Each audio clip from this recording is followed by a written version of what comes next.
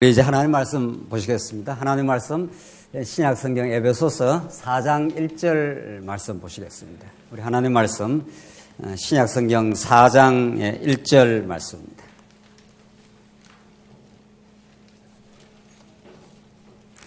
잘하신 줄 알고 봉독 드리겠습니다. 신약 성경 에베소서 4장 1절 말씀입니다. 그러므로 주 안에서 갇힌 내가 너희를 권하노니 너희가 부르심을 받은 일에 합당하게 행하여 모든 겸손과 온유로 하고 오래 참음으로 사랑 가운데서 서로 용납하고 평안에 매는 줄로 성령에 하나 되게 하신 것을 힘써 지키라. 몸이 하나요 성령도 한 분이시니 이와 같이 너희가 부르심의 한 소망 안에서 부르심을 받았느니라.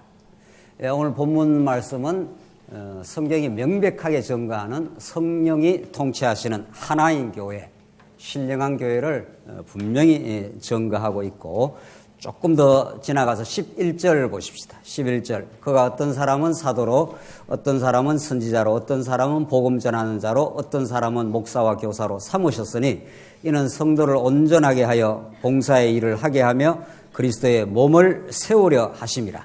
이 뒷부분은 이제 성령의 통치 속에 하나님께서 그때그때마다 교회에 걸맞는 지도자들을 목사, 장로, 권사 뭐 등등등등 이런 교회 교사들 이런 지도자를 세우셔서 성도를 온전케 하고 봉사일을 하게 하며 그리스도의 몸 교회를 세우게 하신다고 하는 구체적인 제도적 차원의 지역교회를 지칭하고 있습니다. 성경은 어느 쪽으로든지 치우쳐 가르쳐 주는 것이 아니라 성령이 통치하시는 하나인 교회, 우주에 하나밖에 없는 교회. 그래서 우리 장안주한교회는 그 하나인 교회의 지교회가 되는 것입니다. 그 지교회는 그때그때마다 하나님께서 필요한 지도자를 세우셔서 그 지도자 하는 건 세상의 지도자하고는 전혀 다른 섬기는 지도자, 그리스도의 마음을 가진 지도자를 하나님께서 세우셔서 교회를 세워갈 수 있도록 이 지역교회를 혹은 우리 조직교회를 세워가도록 하나님께서 그렇게 역사를 하신다는 겁니다. 이 교회의 두 차원이 언제나 있는 거죠. 그러니까 이 두 차원의 교회는 두 개의 교회가 있다는 뜻이 아니라 신령한 차원의 교회를 예수 그리스도가 이제 전 우주적으로 성령께서 통치하시는 교회가 있는데 이 신령한 교회가 본질이고 우선적이고 그게 항상 기본입니다. 이런 신령한 교회가 온 우주의 하나인데 이제 여기에 이제 따라 나오는 지역 교회가 있는 거죠. 에베소 교회, 골로새 교회, 2000년 동안 수많은 교회가 있어 왔고 우리 장안조항교회 등등등등 이 교회가 그때그때 역사 가운데 출현해 가는 지역 교회가 있습니다. 그래서 이 두 가지 차원의 교회는 사실은 한 그리스도의 몸인데 차원이 다른 거죠. 차원이 다른 거지 뭐 교회가 따로 이렇게 존재한다 이런 뜻은 결코 아닙니다. 오늘 우리 성경이 말하는 대로 성령께서 하나 되게 하신 것을 힘써 지키는데 몸이 하나요 성령도 한 분이시니 성령이 한 분이기 때문에 우주에 한 교회밖에 없습니다. 그러나 우리가 하나님께서 시공간의 제한을 받고 있는 몸을 우리가 가지고 있기 때문에 우리 서울 건교, 우리 장안중앙교회, 대구의 우리 동산교회, 뭐 순천의 무슨 교회, 일본의 우리 동경교회 이렇게 몸을 가지고 있는 우리 지역교회가 있을 수 있는 거죠. 그래서 이 두 가지 차원을 왜 성경이 이렇게 말하면서 그 놀라운 하나님의 나라의 모형인 이 교회 생활을 하도록 그렇게 하시는가? 이 부분에 대해서 뭐 여러 차원에서 또 에베소서에서도 우리가 정리했습니다만은 오늘 이 특강을 통해서 지금은 이제는 확실하게 정리를 하고 누가 어떤 그 질문을 하든지 이야기를 할 때 교회는 이런 차원으로 하나님께서 세워가신다. 이런 것들이 적어도 우리 오후 시간 오늘 남은 우리 성도님들은 이제 대부분 상당 기간 동안 이 말씀으로 무장되어 왔고 또 교회가 무엇인지에 대한 본질과 역할, 기능을 우리가 확인해 왔지만은 한 번도 이런 것을 못 받고 교회 우리 장안조항교회 내년부터 힘차게 하나님께서 전진하게 될 그 지향점을 우리가 분명하게 가질 이유가 있습니다. 자, 그래서 이제 우리가 지금 살펴가는 성경적 교회란 무엇이며 건강한 교회가 어떤 특징을 가지고 있는가? 하나님께서 우리 성경적이고 건강한 교회를 하나님께서 인도해 가실 터인데 그 중요한 특징이 있다는 겁니다. 성경이 가르치는. 오늘은 7강으로 신령한 교회를 바라보되 지역교회를 중시하는 교회. 성경은 이 두 가지 차원을 어떤 것도 이렇게 균형을 상실되게 설명하지 않는다. 이런 것을 우리가 살펴가도록 하겠습니다. 2페이지 보시면은 우선 문제 제기를 하겠습니다. 우리가 문제의식을 확실히 해야 그 답으로서 전달되는 성경의 가르침이 우리가 심도 있고 깊이 있게 와닿지 않겠습니까? 우리가 지금 이 교회관을 정립하면서 우리가 강조하는 부분이 올바른 균형 잡힌 이해.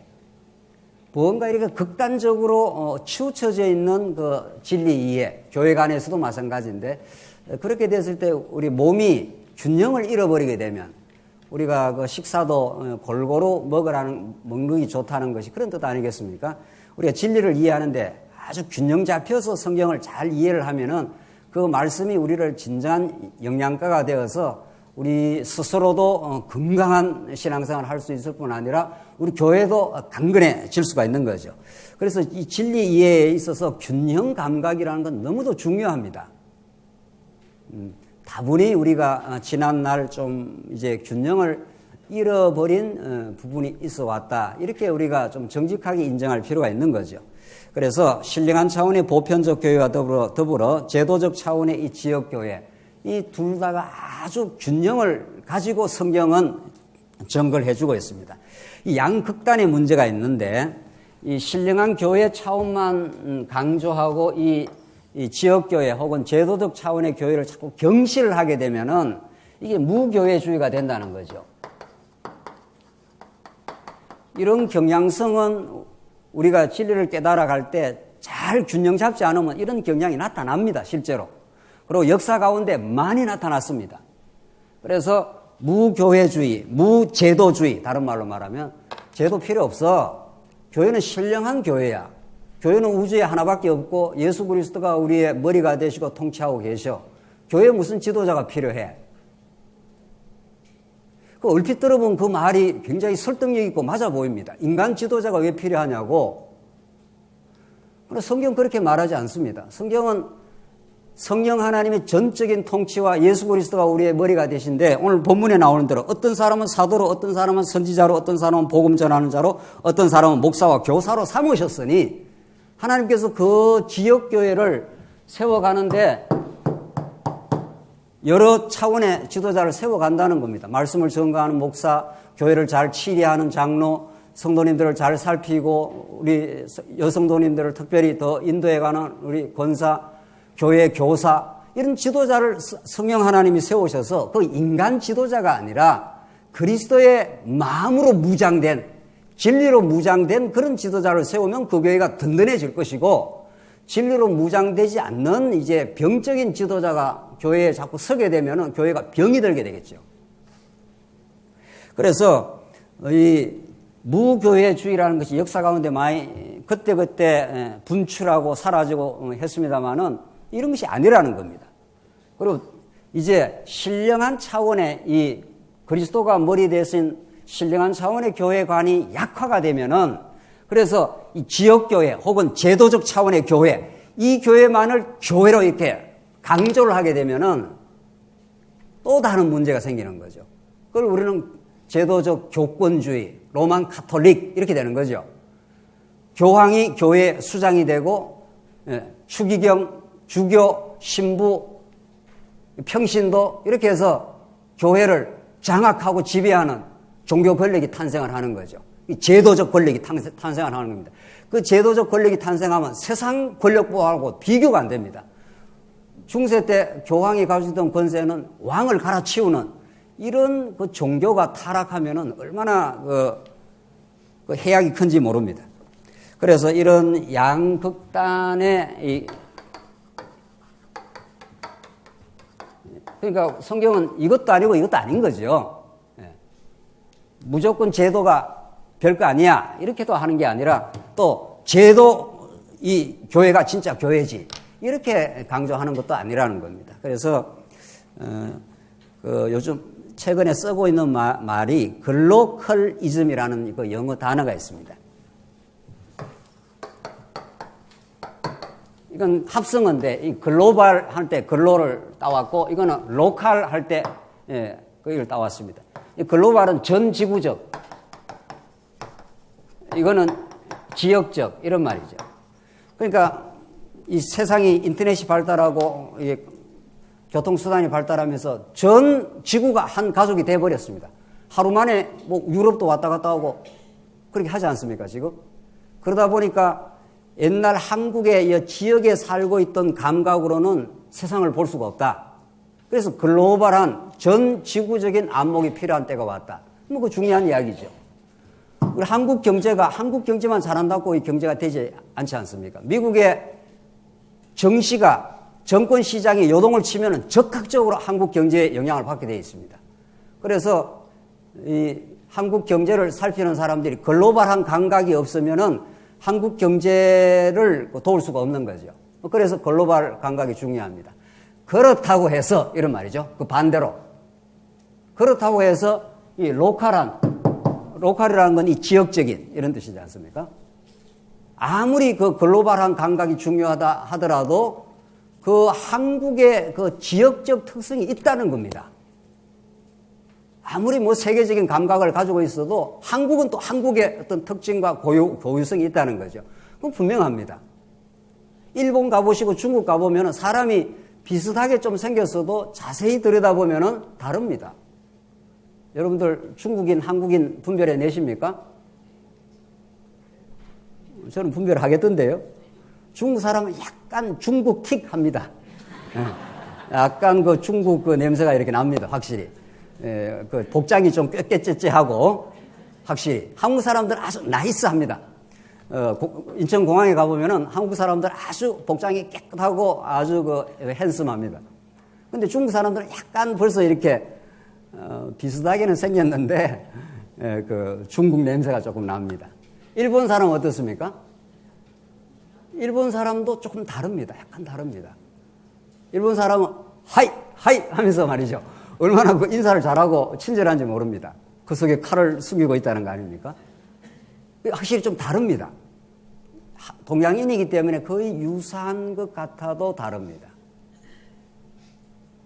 그래서 지역적 특성이 있습니다. 또 그 지역적 특성이 중요합니다. 우리 장안조항교회와 어떤 여타 땅 교회는 하나님의 성령의 통치 속에 있지만은 하나님께서 장안조항교회 역사와 지금까지의 하나님께서 훈련과 이런 고유한 장안조항의 특성이 있는 겁니다. 무조건 다른 교회하고 이렇게 1대1로 비교하면 안 되는 거죠. 하나님께서 우리 장안조항교회의 어떤 역사와 흐름과 또 모인 구성원들의 어떤 그 컬러가 있는 겁니다. 자, 이거 지금 중요한 것은 그걸 뭐 말하려고 하는 게 아니라 이런 말이 있듯이 그러니까 글로벌 해서만도 안 되고 이 로컬한 지역적 특성만 해서 안 된다. 둘 다가 중요하다. 이런 이야기가 여러 학자들이 지금 이야기를 하고 있는 중입니다. 세상에서도 이 정도 이야기가 나온다면 성경은 세상에서 보는 관점보다 월등 우월하고 더 놀라운 진리 체계를 갖고 있다면은 당연히 성경은 정말 전 우주적인 이게 글로벌한 전 세계의 머리 대신 예수 그리스도가 모든 걸 통치하시는 그런 보편적이고 신령한 교회가 있다. 이것이 사도 바울이 이미 2000년 전에 갖고 있던 감각입니다. 성도들 생각해 봅시다. 2000년 전 지중해라는 건 어마어마하게 큰 그 지역입니다. 우리가 지금 비행기 타고 어디 유럽 가고 이러니까 유럽이 좀 작은 것 같아도 사도 바울이 2000년 전에 예루살렘에서 로마를 가는 것은 우리가 지금 남미 가는 것보다 더 먼 그 거리 감각입니다. 그러나 사도 바울은 에베소 교회도 잘 섬기고 빌립보 교회도 섬기고 하나님 뜻 따라 계속해서 움직여가고 마침내 로마까지 내가 보아야 하리라. 이렇게 로마까지 가면서 로마 옥중에서 빌립보 교회를 편지를 쓰고 섬깁니다. 이렇게 2000년 전 정말 그 오랜 우리가 지금 감각으로는 아주 태고적 같은 그런 시대에도 사도 바울이 이 신령한 교회 차원을 갖고 있습니다. 그래서 빌립보 교회도 염려하고 그렇게 생각하고 하는 차원이 있는 거죠. 그래서 성경에 의하면 성경은 창세전에 하나님의 나라를 원령으로 하고 이 지상에서의 교회는 성령의 통치 아래 이 영적인 신령한 차원을 가지고 있는 보편적 교회가 있습니다. 이게 무엇보다도 우선적이고 우리는 이걸 먼저 교회의 본질적인 성격으로 강조를 할 필요가 있는 거죠. 이게 진짜 본질이라는 겁니다. 신령한 교회. 그런데 이 신령한 교회가 하나밖에 없는 교회가 하나님의 역사 섭리 여정 가운데 에베소 교회도 출연하고 빌립보 교회도 출연하고 우리 자한조항교회도 출연하고 일본 동경교회도 출연하고 중국의 청도에 혹은 하얼빈의 교회가 지금 출연하고 있는 중이죠. 지금 그렇게 이 시간의 흐름을 따라서 그때그때마다 지도자가 하나님께서 준비시켜 놓은 지도자를 세우면서 이렇게 교회가 자꾸 출연을 합니다. 그런 우리가 그 지역교회에 대한 소중함, 이것도 우리는 동시에 필요하다는 거죠. 그래서 이제 이런 그 균형 감각의 중요성을 우리가 가지고 이제 본격적으로 해봅시다. 무슨 신령한 보편적 교회의 우선성과 중요성입니다. 그러니까 우리가 지금 이렇게 우리 장안중앙교회라는 지역교회로 모여있지만은 먼저 이 교회를 훨씬 뛰어넘는 신령한 감각이 필요하다 이런 뜻입니다. 교회의 본질을 생각할 때 제가 미리 말씀드린 대로 사도 바울이 에베소 교회를 잘 섬겼지 않습니까? 말씀으로. 또 빌립보 교회도 잘 바울이 복음을 전하고 복음을 전달해 주면서 그렇게 교회를 잘 섬겼습니다. 그리고 로마까지 마침내 갔지 않습니까? 그러니까 바울의 그 신령한 그 생각 속에는 그 모두가 머리 대신 그리스도 안에서 하나라 이런 그 감각이 있는 거죠. 그래서 우리는 교회가 우리가 너무도 잘 아는 대로 이걸 우리는 계시 세계라 하고 영혼 안에서 우리 영원하신 하나님 안에 하나님의 나라인 교회를 영원히 다스리고 있습니다. 이게 뭐 변하거나 이게 뭐 어떻게 조정이 되거나 그렇지 않습니다. 하나님의 택한 백성과 이미 하나님이 통치하는 하나님 나라가 영원히 존재합니다. 그것을 이 계시 세계에 하나님이 통치하시는 하나님의 주권 속에 붙들려 있고 하나님의 사랑 속에 존재하는 하나님의 교회를 이 땅에 아담 언약을 통해서 혹은 아브라함 언약을 통해서 구약적으로 보여주시고 신약에는 예수 그리스도가 오셔서 지금 이렇게 보여주고 계시는 거죠. 그래서 이 영원한 하나님의 나라가 대전제입니다. 그래서 만물이 어디서부터 나오고요? 주에게부터 나오고 주로 말미암고 주께로 돌아감이라. 이렇게 해서 계시세계가 예수님 오시면은 이 보이는 이 지역교회, 에베소 교회, 빌립보 교회는 다 사라졌습니다. 역사 가운데. 그렇지 않습니까? 그리고 이 시대에 지금 자한조항교회가 출현을 한 겁니다. 그리고 점점 역사가 또 진행이 됩니다.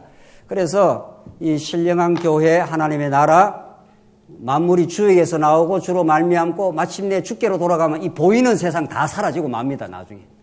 그래서 영원한 나라로 성화가 되어서 우리 영원히 살게 될 것입니다. 그래서 이 신령한 교회의 감각은 너무도 결정적으로 중요합니다. 그래야 우리가 지체를 바라볼 때 육신으로 내가 보지 않겠다. 사도 바울이 그렇게 말합니다. 우리가 이 육신적으로 만나긴 했지만 얼굴 생김새도 다르고 배경도 다르고 지역도 다른 여러 곳에서 왔지만은 그런 것들을 우리가 보는 게 아니다는 거죠. 하나님의 영혼으로 보고 하나님의 자녀로 보고 우리는 신령한 관계로 이렇게 이해를 하기 때문에 세속주의를 훨씬 뛰어넘는 하나님의 나라가 우리가 형성될 수 있고 또 하나님께서 그렇게 성장을 시켜갈 겁니다. 그래서 우리는 어떤 세속적인 이해관계로 만난 사람이 아니고 어떤 육적인 어떤 배경으로 우리가 만난 사람들이 아닙니다. 그래서 완벽한 하나님의 자녀들입니다. 그것을 우리는 신령한 감각이라고 합니다. 그래서 교회의 지체관계는 본질적으로 신령한 가족입니다. 우리가. 그러니까 육신의 가족보다 사실은 우리가 더 알고 보면 더 가깝습니다. 하나님이 우리에게 육신의 혈연적인 가족을 준 이유를 제가 여러 차례 강조를 하지만은 그 일반 계시 아닙니까? 하나님께서 우리에게 혈연적인 가족을 줬지 않습니까? 그런데 혈연적인 가족을 우리 굉장히 중시하고 또 뭐 중요하긴 하죠. 그러나 그것 자체가 목적적이지 않습니다. 천국 가면 아버지 아들로 만나지 않습니다.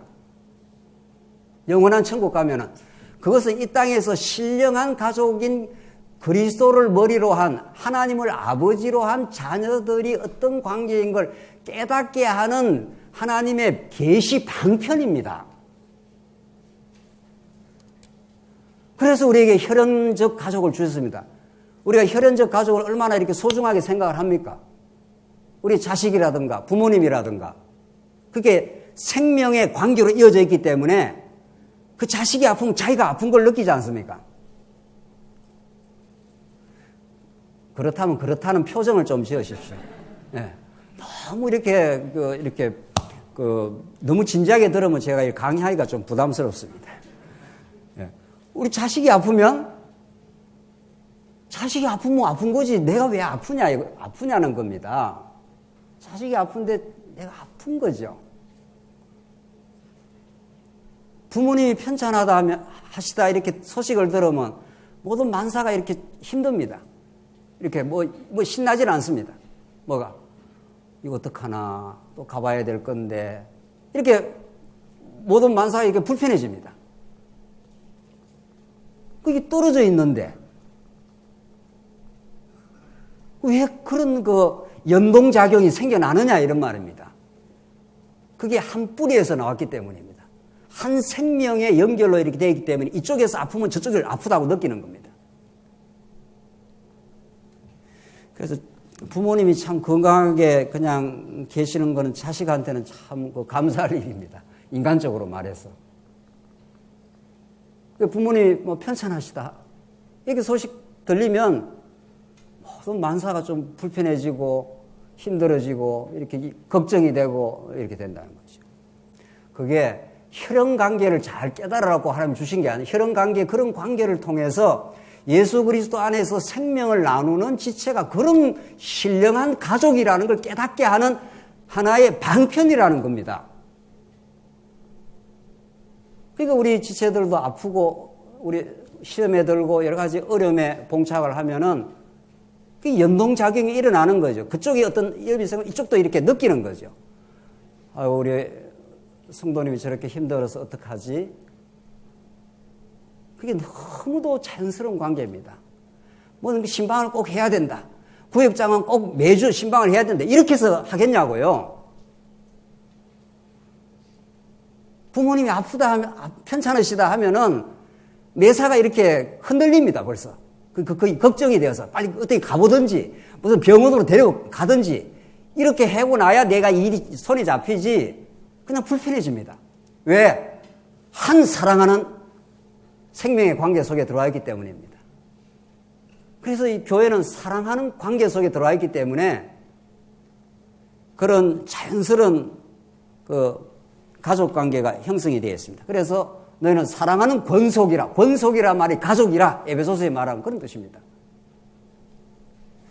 정말 우리 지체 관계가 이렇게 무뎌진다는 건 참 불행입니다. 뭐 교회 지체, 어느 지체가 나오든지 말든지 다 하나님 앞에서 나오려면 나오고 말라면 말겠지. 하나님 작정 속에서. 이건 작정론을 믿는 게 아니라 우리 오전 시간에 그 작정론을 잘못 오해한 케이스가 뭐라고 그랬습니까? 숙명론 말이죠. 하나님의 작정은 그렇게 되어 있지 않습니다. 하나님과 생명관계, 하나님과의 사랑의 관계 속이기 때문에 하나님이 우리 자신도 사랑하지만 우리 지체도 사랑합니다. 그러니까 그 지체가 여러 가지 힘들고 어려운 지경에 있으면은 당연히 관심이 가고 기도가 되고 이렇게 염려가 되는 게 당연한 거죠. 그래서 시공간을 초월하여 즉 우주적인 차원에서 하나인 교회, 만물 위의 교회라 이렇게 말합니다. 이 참 어마어마한 이야기를 지금 에베소서는 하고 있습니다. 지우십시오. 이거는 그냥 성경에서 그냥 말씀하는 게 아니라 이게 진리입니다. 이게 우주인데 하나님 우주를 통치하시는데 하나님 만물을 통치하십니다. 이 만물 속에는 온 지구에 온 은하계 온 우주가 다 포함되어 있습니다. 하나님의 통치 능력이 미치지 않는 곳이 없습니다. 이 땅에. 그런데 교회는 어떤 의미를 가지고 있는가? 우리 장안조항교회는 이게 성남시 어느 지역에 이렇게 위치하고 있지 않습니까? 그러니까 만물 밑에 성남의 시에 어떻게 이렇게 위치하고 있는 것처럼 보이지 않습니까?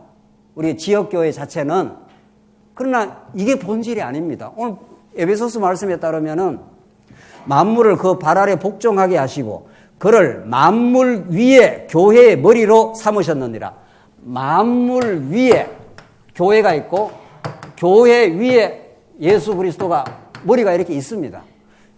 우리 에베소서 공부할 때 이걸 여러 차례 우리가 같이 그림을 그리지 않습니까? 그러니까 교회가 여기 있는 게 아닙니다. 이거는 지역교회, 에베소 교회, 뭐 빌립보 교회, 작은 조한 교회 이런 지역교회 하나의 이름을 붙인 것 뿐입니다. 사실은. 실제 여러분과 저의 교회는 어디에 있습니까? 만물 위에 있습니다. 위에. 이걸 우리가 받아들이고 뭐 받아들인다기보다도 이게 진리임을 우리가 인정하는 거죠. 성령께서 그걸 지금 성경이 그렇게 말하고 있지 않습니까? 만물을 그 발 아래 복종하게 하시고 그러니까 예수 그리스도를 만물 위에 교회의 머리로 이렇게 했다는 겁니다. 그러니까 교회라는 이 정체성, 교회가 무엇인가 이렇게 했을 때는 만물 밑에 이렇게 있는 교회를 말하지 않습니다. 사도 바울이 원칙적으로 본질적으로 말할 때 만물 위에 있다는 거예요. 만물보다 더 우월한 가치와 정체성과 역할과 의미를 교회가 가지고 있다. 이런 뜻입니다. 그러니까 우리가 만물 밑에 우리가 육신을 가지고 사는데 어느 회사에서 저 과장으로 살고 이렇게 살지 않습니까, 우리가? 그게 얼마나 때로는 힘들고 때로는 참 역겨운 일도 만나고 그럽니다, 우리가. 육신으로 말할 때는. 그러나 우리의 존재가 그런 그 육신을 가지고 있는 육신에서 잠시 이 세상 살면서 사회적인 어떤 그 자리에 그게 우리의 본질이 아니라는 겁니다. 성경은 지금 만물, 이 세상 온 우주 만물보다 더 높다 이런 뜻입니다. 이게 실제로 이제 우리가 믿어지고 이런 걸 이제 하나님께서 믿어지게 하시고 정말 감사하게 하고 이 우주를 통치하시는 우리 하나님을 우리가 아버지라 이렇게 하지 않습니까?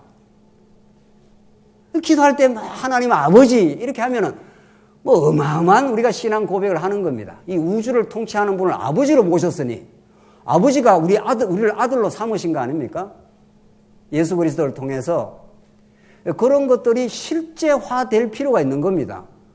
그런가 보다. 그래도 나는 회사 생활하는데 내 정체성은 과장 정도밖에 안 된다. 과장은 이 땅에 살아가는 한 방편일 뿐입니다. 그게 무슨 영원합니까? 그렇잖아요?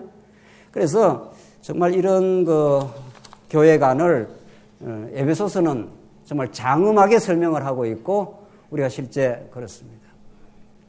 이 세상에 어떤 일을 겪고도 그래서 이런 복음을 사도 바울이 깨달았기 때문에 바울은 사실은 세상에서 굉장히 그 어떤 위치를 차지할 수 있는 사람입니다. 바울은 가말리엘 문화고 로마 시민권을 가지고 있고 상당히 이 만물 속에 좀 우울한 지위를 가지고 있는 사람입니다. 그러나 예수 만나고 나서 너무도 고난에 벅찬 삶으로 만물에 찢기라 그랬습니다. 사도 바울이. 얼마나 고난을 많이 겪고 돌아다니면서 두드리게 맞고 피신하고 광주리 타고 도망치고 그러니까 만물에 찢기같이 내가 되었다. 실제로 사도 바울은 세상적으로 말하면 가말리엘 문화에 또 뭡니까? 로마 시민권에 바리새파 중에 바리새파로 그 당시에 종교 권력의 위치에 있을 수 있는 사람 아닙니까? 그러나 이런 것들이 다 무의미해.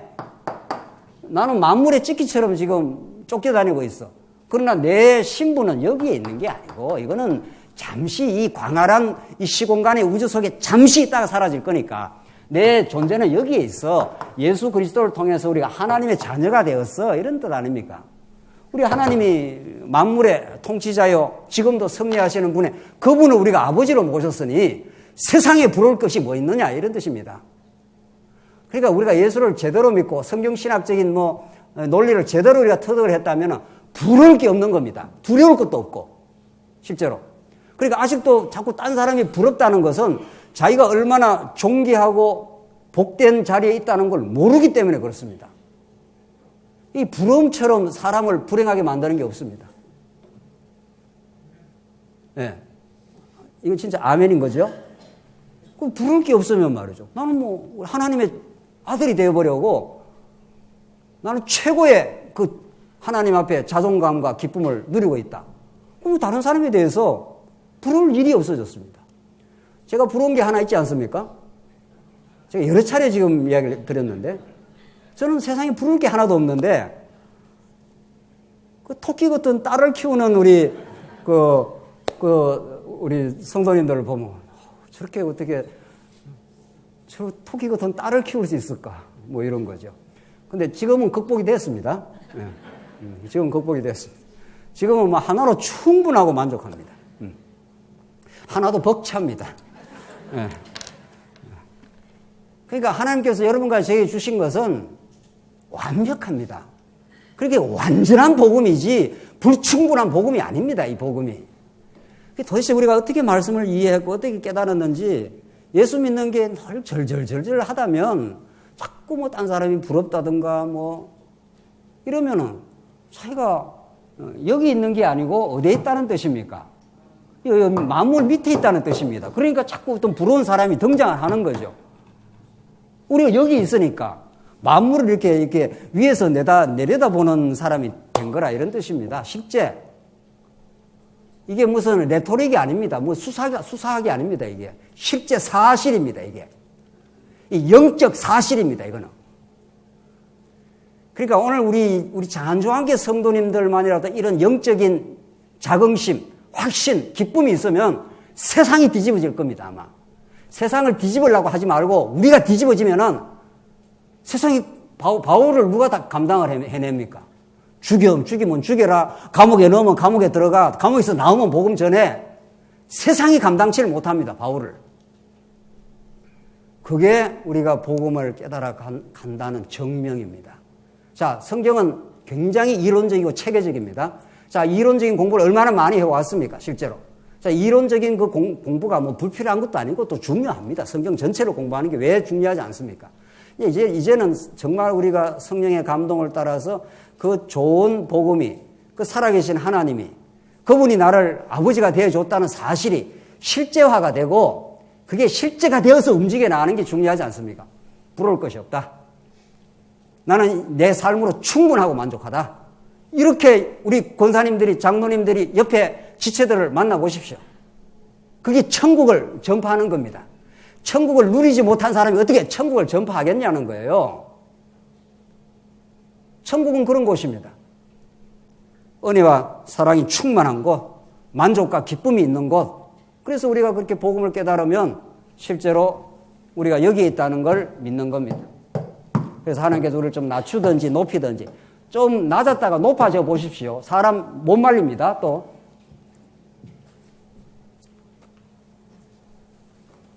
사람 그렇게 연약하고 참 보잘것없습니다. 그러나 하나님이 우리 연약하고 보잘것없는 우리 인생을 얼마나 무게 있고 값지고 소중하고 복되게 만들어 놨는지 모릅니다. 그래서 이 신령한 교회를 잘 이해하는 것이 너무도 중요합니다. 그 위험성이 있습니다. 자, 이 신령한 교회는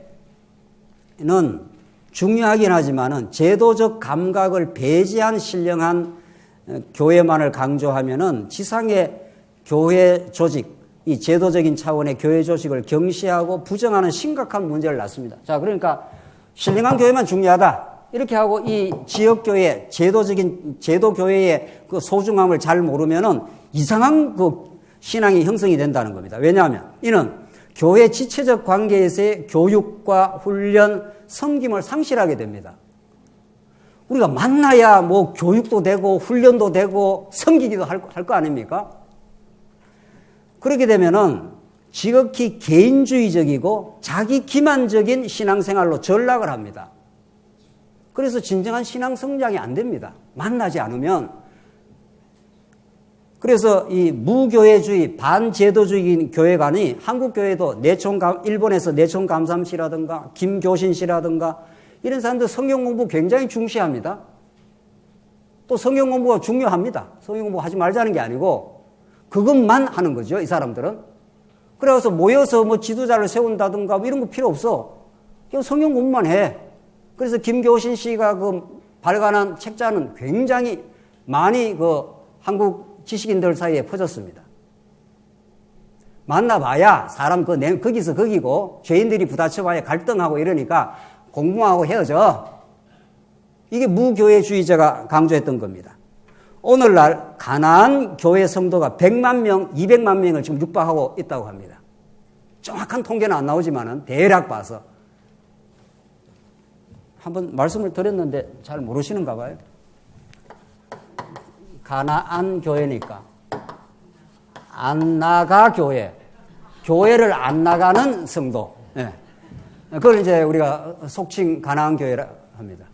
그 교회 가니까 자꾸 문제가 많으니까 이 지도자들 봐도 시원찮고 이 조직교회에 엮여봐야 괜히 때로는 불편하고 그러니까 교회에 나가지 말자는 그것을 더 가중시키는 게 있습니다. 이 가나안 교회 성도가 지금 아주 굉장히 많이 늘어나고 있다는데 그걸 가중시키는 게 인터넷 교회입니다. 인터넷이 발달하다 보니까 집에서 클릭만 따끄닥 하면은 입맛대로 설교를 골라 듣습니다.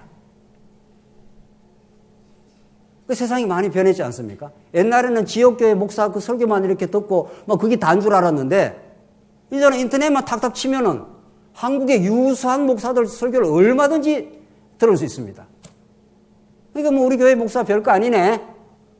이렇게 설교만 이제 사냥을 하고 다니는 거죠. 그리고 지적인 그 평가만 판단만 계속 발달하는 겁니다. 저것도 설교라고 저것도 설교라고 이렇게 되는 거죠. 그 사람이 신앙이 성장하겠습니까? 그래서 인터넷 교회는 빛과 그림자가 있습니다. 인터넷이 소중하기도 하고 우리 교회도 뭐 동영상으로도 강의 들을 수 있습니다.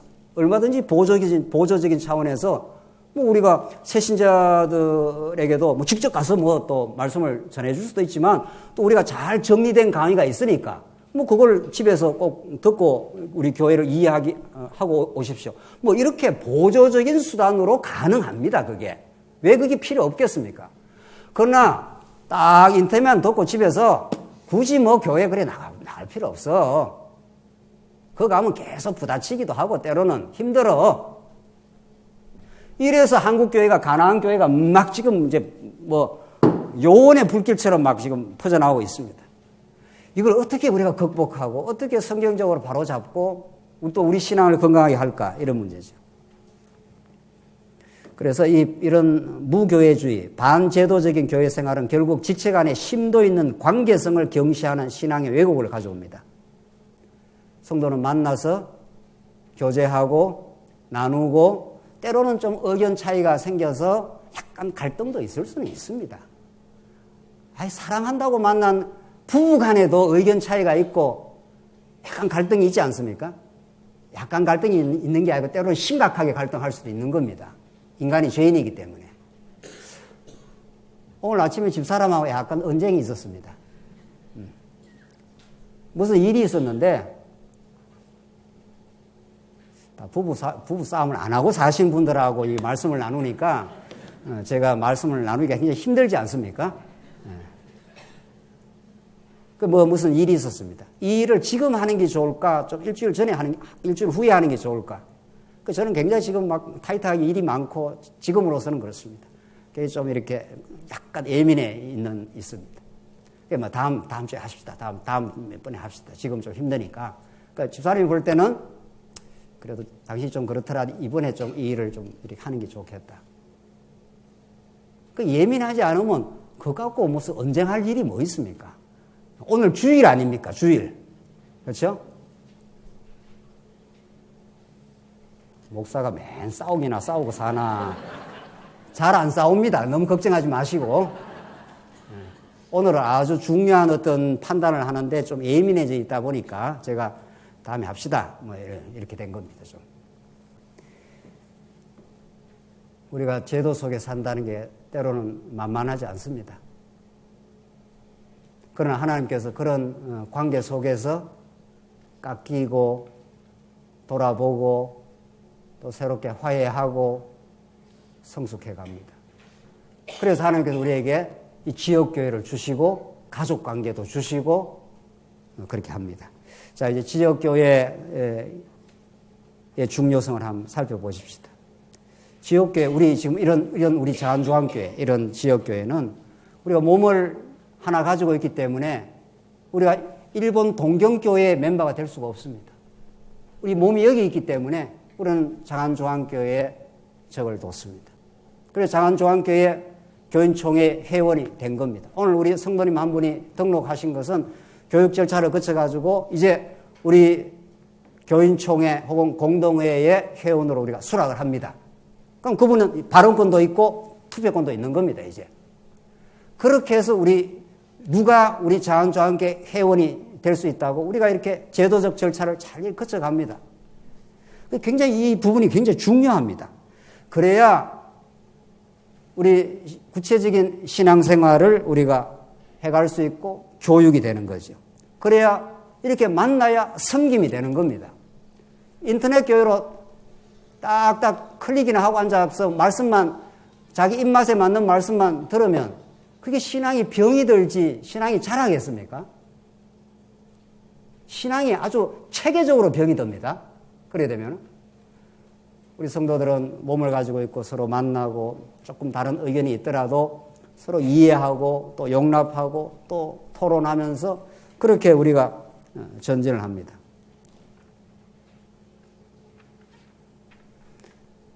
지역교회는 우리가 피할 수 없는 하나님의 훈련이 있고 그런 과정을 통해서 우리를 성장시키고 있습니다.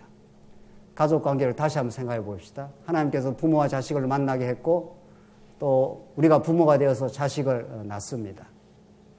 부부관계를 맺고 이렇게 맺습니다. 그렇게 가족관계가 되면 그런 걸 우리가 세상말로 가족관계, 부자지간, 모자지간이 되면 그런 걸 세상말로 말하면 뭐라 그럽니까? 가족관계가 형성되고 나면 그걸 세상말로 무슨 관계라고 합니까? 빼도 박도 못하는 관계다. 그렇게 말합니다. 하나님께서 그런 관계를 가족 간에 줬기 때문에 나는 지금부터 너는 내 자식 아니야 이런다고 자식이 안 되는 게 아닙니다. 그러니까 가족 관계라는 것은 따지고 보면은 엄청난 부담입니다. 그리고 축복입니다.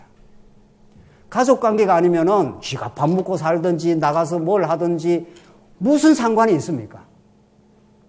그러나 우리가 자식이기 때문에 늘 사랑의 부담이 있습니다. 이게 좋은 부담인 거죠. 나쁜 부담이 아니지 않습니까? 건강한지, 어디 집 앞벌이나 좀 잘하고 사는지. 그게 특히 우리 어머니들 머리에는 떠나가질 않습니다. 우리 남자들은 세상 일이 많고 이래 해서 잊어버릴 때가 많은데 저희 집사람은 오매불망 자식을 머리에 얹어놓고 삽니다. 네. 그래서 참 당신은 참 좀 잊어버리고 살기도 해야지. 나가면 나갔다고 또 걱정, 들어오면 또 밥을 먹었는지 걱정.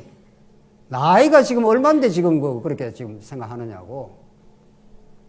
근데 그게 꼭 나쁜 게 아닙니다. 그걸 우리는 사랑의 부담이라 하고 그걸 축복이라고 합니다. 정작 내가 사랑의 부담을 가질 아무도 없다 쳐보십시다. 아주 혈혈단신으로 제 멋대로 산다 칩시다. 자식도 없고 아무도 없고 그럼 엄청 자유로울 것 같습니까? 그렇지 않습니다. 하나님은 우리에게 놀라운 그리스도 안에서 사랑의 빛을 우리가 줬고 하나님께서 그 크고 놀라운 은혜와 사랑을 깨닫게 하기 위해서 우리도 우리 자식을 우리도 우리 사랑하는 관계를 우리 지체를 사랑의 부담으로 사랑의 짐을 지라고 갈라디아서가 복음의 말씀을 통해서 그렇게 주신 겁니다. 그래서 교회에서 우리가 여러 가지 일들의 부담을 갖고 있지 않습니까? 결코 나쁘지 않습니다. 알고 보면. 우리가 이제 연로하시고 연세가 드셔서 이제 교회 이렇게 은퇴하면 은퇴할 그 연세가 되실 수가 있죠. 그러나 그거는 어디까지나 그냥 후진들이 좀 일할 수 있도록 하는 차원이지 예수를 믿고 교회를 섬기고 그게 어떻게 끝나겠냐는 거예요. 그 사랑의 부담이. 지역교회는 불완전합니다. 이 부분은 너무도 중요합니다. 지역교회를 너무 완전하게 받아들이게 되면은 우리가 많이 불필요한 실망의 늪에 빠집니다. 우리 자체가 불완전하기 때문에 불완전한 우리 죄인들이 만나기 때문에 성장 과정 중에 있습니다. 그렇기 때문에 더욱 말씀을 사모하도록 하나님께 작정을 해놨습니다. 어떤 가정도 어떤 교회도 완전하지 않습니다. 그 불완전함을 우리가 인정하고 받아들이게 되면은 옆에 사람을 이해하기 참 쉽습니다. 아, 저래 불완전하구나. 저래서 우리는 어쩔 수 없는 죄인이구나.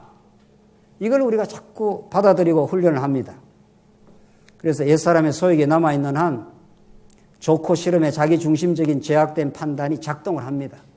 그래서 갈등의 여지는 언제나 있지만 그 갈등은 하나님이 허락을 하신 거고 죄성을 발견하게 되고 복음을 새롭게 깨닫고 하나님만을 믿게 되는 복된 계기라고 합니다. 성경은. 그래서 고린도전서 같은 말씀이 있는 겁니다.